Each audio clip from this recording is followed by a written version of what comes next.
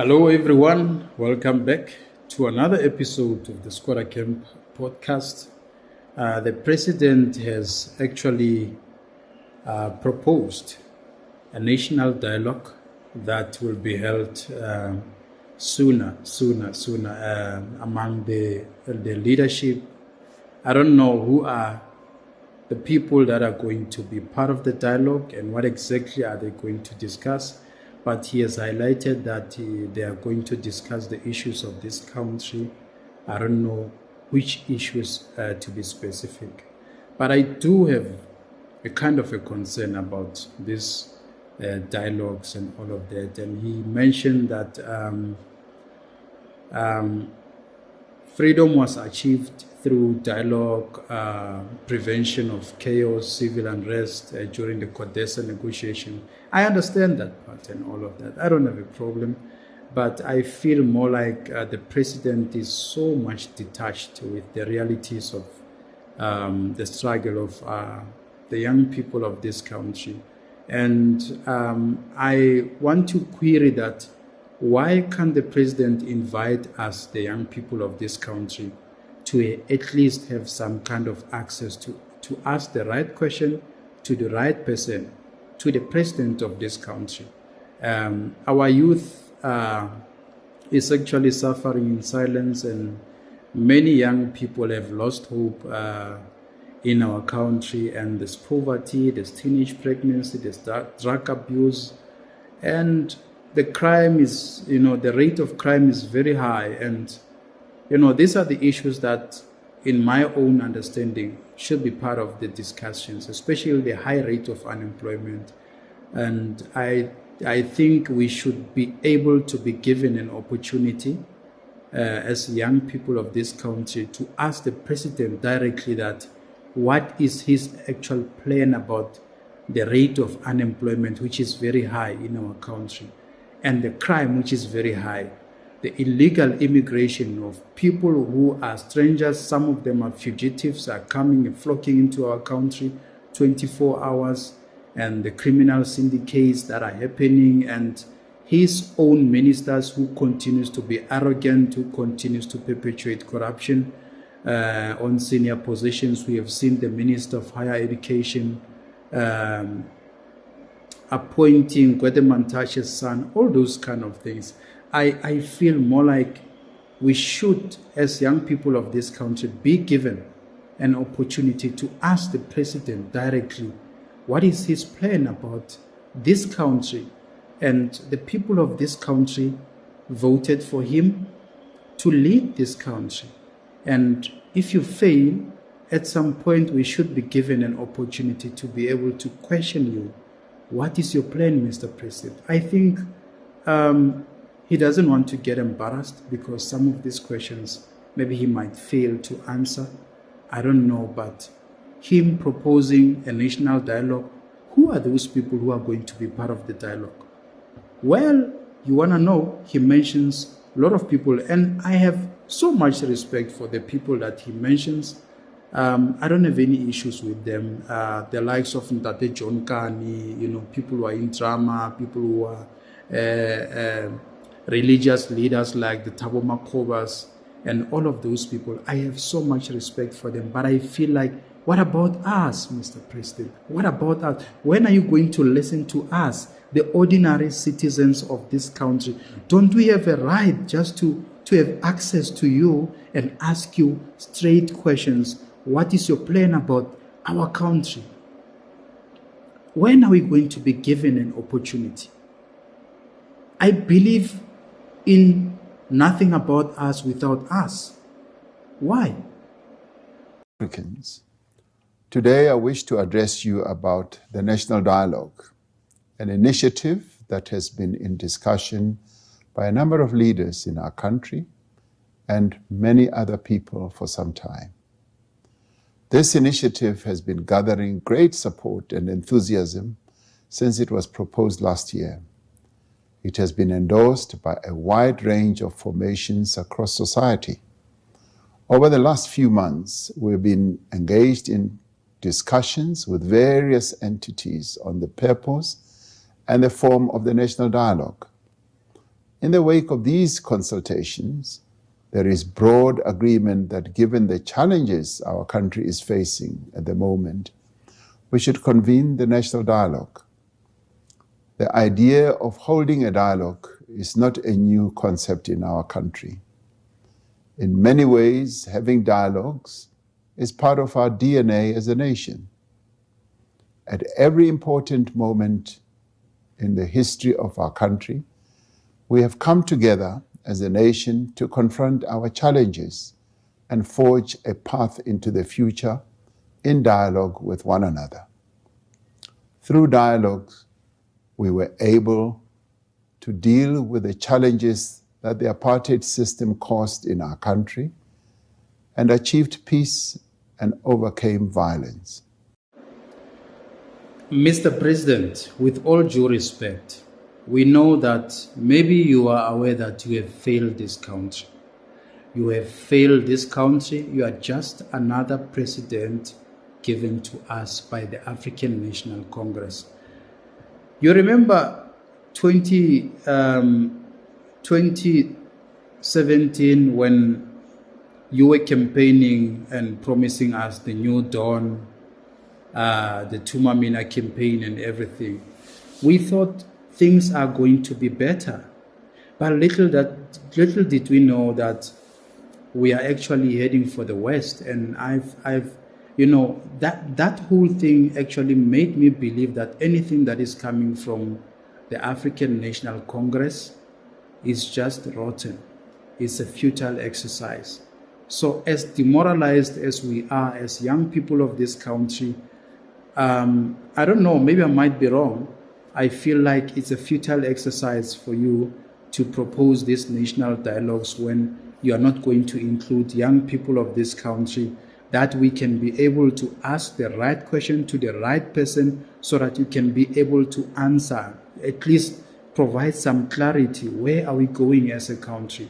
We are sitting here with a very high rate of unemployment, and the youth of this country, they are facing very difficult economic circumstances. And the GDP in our country is not growing. The economy is performing poor. I was reading an article where Goodyear, the tire manufacturers, they are leaving the country. They are closing the shop.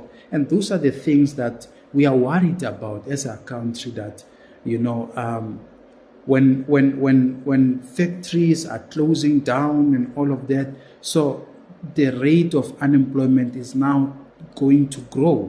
And yet we have got a president who wants to make decisions through dialogues without involving the very same young people of this country. What if young people of this country are innovative? They've got solutions, practical solutions that they can provide to you so that they help you to actually better manage this country. I believe you are not running this country by yourself, in a sense that you don't listen to anyone. You should at some point listen to the young people of this country. So how are you going to listen to the young people of this country when you don't invite them? I mean, you cannot lead a country without young people. Young people are the ones who should be guiding you through, Mr. President, that this is what we need in our country. There's young people who are potential entrepreneurs sitting there in townships, in squatter camps, who are poor, who don't have any means of starting businesses. They need some cash injections, they need some sponsors and all of that. So those people, they are actually denied opportunities to an extent that they end up giving up to say, listen, nothing will ever be fixed in this country.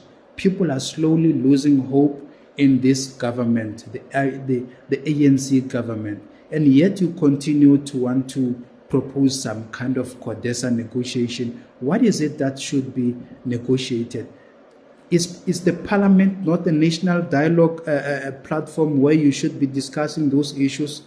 So, if you want a national dialogue, why can't you invite the citizens, ordinary citizens of this country, to come and be part of the dialogue? If you ask me now, Mr. President, how to actually implement this dialogue thing, come to Joburg and say, on this particular dates, I will be there, I will be there, I will be there. Go to Eastern Cape, Talk to the members of the community. Don't talk to people who are running organizations, who are senior members, leaders of whatever. I don't care about those people because they are not facing what the reality is. The realities of this country that we as young people of these countries are facing. Those people who are running organization, FW, de Klerk organization, and what organization, foundations, and whatsoever. Those are the high-profile people that they will never represent us because they don't know what we are going through. It's another gala dinner for you, Mr. President. You are going to invite those people and the kings and the queens and all of those people. They are there for themselves. They are going to negotiate a stake for themselves. They are going to cut a piece of a cake for themselves. What about ordinary citizens of this country? The very same people who vote for you during the elections, the very same people that when you need the votes during the elections, you go to them with your comrades. You come with a convoy of German cars, very expensive cars. Then these people, they vote for you, and after voting for you, you leave. You come after 5 years for them to vote for you again. And when you have the national dialogue, you don't invite those people to come and actually talk to you that, Mr. President, these are our issues. This is what we face on a daily basis. This is how we think we can eradicate these kind of challenges. Mr. President, if you don't invite your people, it's a futile exercise. It's a waste of time. In my opinion, you rather not do it if you don't invite ordinary citizens of this country. We are facing serious crisis in our country, and we believe that people like the president should be able to resolve these issues as much as they are voted to be there to lead the country. They should be able to do that. I don't think he means what he's saying. I've got a feeling that he's just bluffing. Maybe this is just a public stunt that they always pull so that they can attract some kind of votes nyana there and there. We are heading towards 2026 local government elections. Maybe he's just campaigning. I'm not sure, but I'm worried. I'm frustrated, and I'm very much angry on behalf of the young people of this country because we feel more like between us and the leadership of this country, there's some kind of detachment.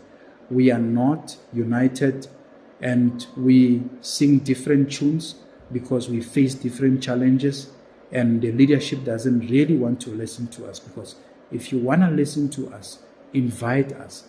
Let us be part of what you're doing so we can be able to ask you directly, what is your plan, Mr. President? We need to have microphones in the same hall with the president. It's not like you can't be scared of your people. You cannot tell us that, no, it won't be safe. No, we are not that angry that we can maybe cause chaos or we can be violent. No. We just want to ask you the right questions. Give us the microphone. You will be sitting there. We will be this side. We'll be getting opportunities to talk to you, Mr. President, to ask you questions. What is the plan about our country? What is the way forward? We're not going to ask you about the Pala issue. We're not going to ask you about the CR17 bank statement. We're not going to ask you anything of that nature. We're not going to ask you whether you are going to push for Patrice Motsepe to become a president, your brother-in-law. We're not going to ask you those things.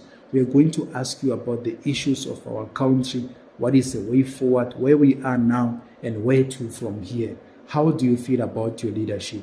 Where can we assist you in building this country? There's smart people in this country, in our country. There's smart people who knows exactly what should be done to heal this country, especially the economy that is grappling, that is suffering, that is not growing. How do we grow the economy? Because without the very same economy growing, there's nothing that we are going to achieve as a country. We need more industrials. We need more jobs. We need more people to be more employed We need to eradicate poverty.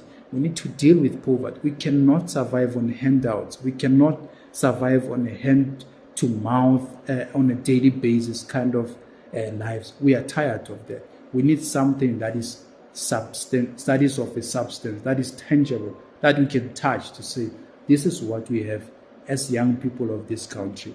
Some of young people of this country, they just want a kickstart so they can start their own businesses and do their own thing. And at the same time, they are going to employ more people. We've got more people who are influential, who have started businesses, who are doing good.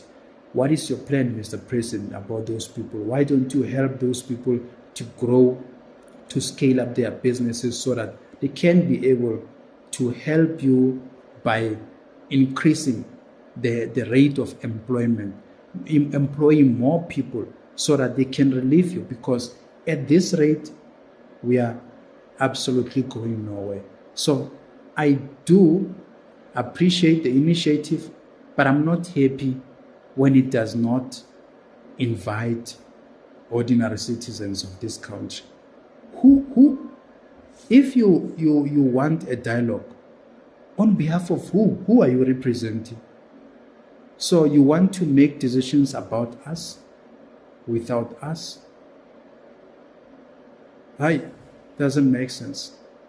I'm trying to understand what is it that they're going to discuss about us without us.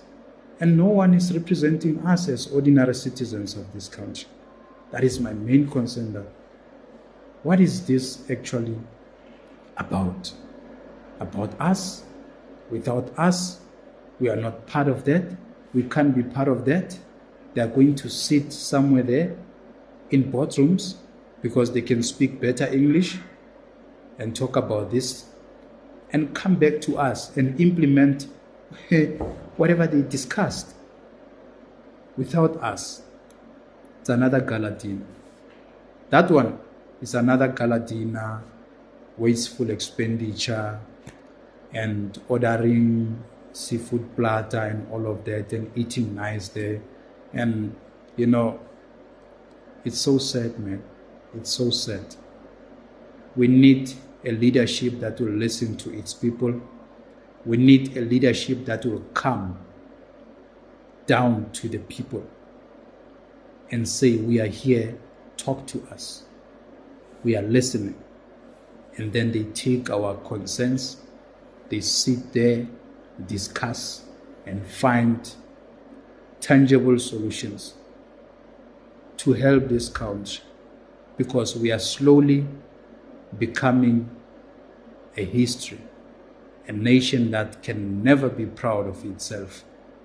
So it's time now that the president invites ordinary people of this country in those dialogues, so we can sit on the same table with the president and we can ask the right questions to the right person so he can answer on record.